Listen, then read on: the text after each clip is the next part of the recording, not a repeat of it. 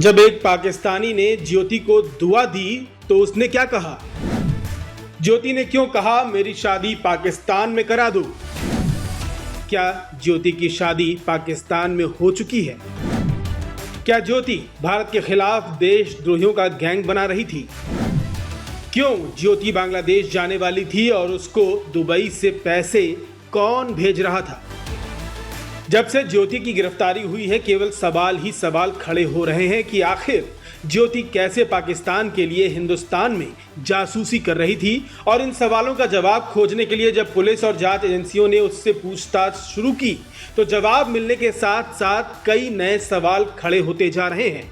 हैरान न हो, ऐसा इसलिए क्योंकि पूछताछ में ज्योति से जुड़े 11 लोग के नाम सामने आए हैं जिनको गिरफ्तार कर लिया गया है। पूछताछ में ही दुबई से मिलने वाले पैसे की बात सामने आई है। पूछताछ में ही शादी की बात सामने आई है। तो जवाब तो मिल रहे हैं, लेकिन नए नए एंगल से नए नए सवाल खड़े हो रहे हैं।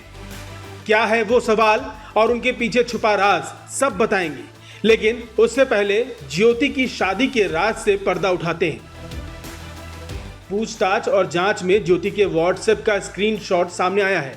पाकिस्तानी खुफिया एजेंसी के अधिकारी हसन अली से ज्योति क्या कह रही थी, आप खुद ही पढ़िए।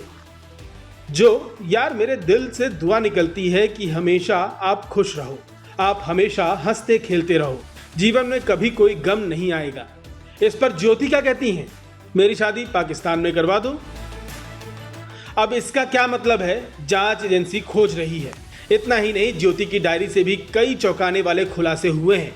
डायरी के इन पन्नों को ध्यान से देखेंगे तो आपको उर्दू के अक्षर दिखेंगे, यानी शायद ज्योति उर्दू सीख रही थी। इसके अलावा उसके 3 पाकिस्तानी दौरे, दानिश और दूसरे एजेंटों से उसका संबंध, अकाउंट में दुबई से ट्रांजैक्शन, ऑपरेशन सिंदूर के दौरान जो चैट हुई उसको डिलीट करना, गोल्डन टेम्पल और टूरिस्ट स्पॉट के वीडियो दानिश को भेजना, रिलीजियस प्लेसेस में धर्म की बात कम करना और सुरक्षा पर ज़्यादा बात करना, भारत से बॉर्डर शेयर करने वाले हर देश में जाना और अब बांग्लादेश जाने की तैयारी करना, सब कुछ इशारा कर रहा है कि दाल में कुछ तो काला है। और इसी गंदगी को खोजने के लिए जांच एजेंसियों ने ज्योति से जुड़े 11 लोगों को हिरासत में लिया है, जिनके नाम और काम क्या हैं जान लीजिए।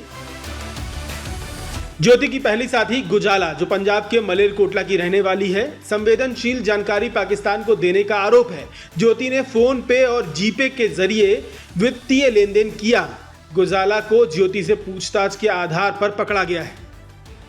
दूसरा शख्स भी पंजाब के मलेरकोटला से जुड़ा मीन मोहम्मद है। ज्योति और गुजाला के जासूसी नेटवर्क में शामिल था, पाकिस्तानी हैंडलर्स के साथ संवेदनशील जानकारी साझा करने में शामिल था। तीसरा शख्स देवेंद्र सिंह ढिल्लो, जो हरियाणा के कैथल का रहने वाला है, पंजाब के एक कॉलेज में पॉलिटिकल साइंस में मास्टर्स का छात्र है। नवंबर 2024 में पाकिस्तान की तीर्थ यात्रा के दौरान आईएसआई के संपर्क में आया। पटियाला कैंट के वीडियोस पाकिस्तानी हैंडलर्स को भेजे। हनी ट्रैप का शिकार होने की संभावना है। चौथा शख्स हरियाणा के नूह का रहने वाला अरमान है। ज्योति के जासूसी नेटवर्क से जुड़ा होने का संदेह है। पाकिस्तानी हैंडलर्स के साथ संवेदनशील जानकारी साझा करने का भी शक है। ज्योति की 5वीं साथी हरियाणा के नूह की रहने वाली नसीराना थी। पाकिस्तानी हाई कमीशन के कर्मचारी दानिश के संपर्क में रहने का आरोप है। संवेदनशील जानकारी साझा करने में उसकी भूमिका की जांच हो रही है। ज्योति का छठा साथी नोमान इलाही था, जो हरियाणा में रह रहा था। 24 साल का नोमान मूल रूप से पश्चिम उत्तर प्रदेश के कैराना का निवासी है।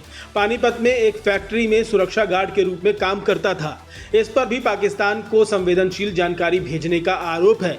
आईएसआई के नेटवर्क से जुड़ा था और जासूसी गतिविधियों में शामिल था।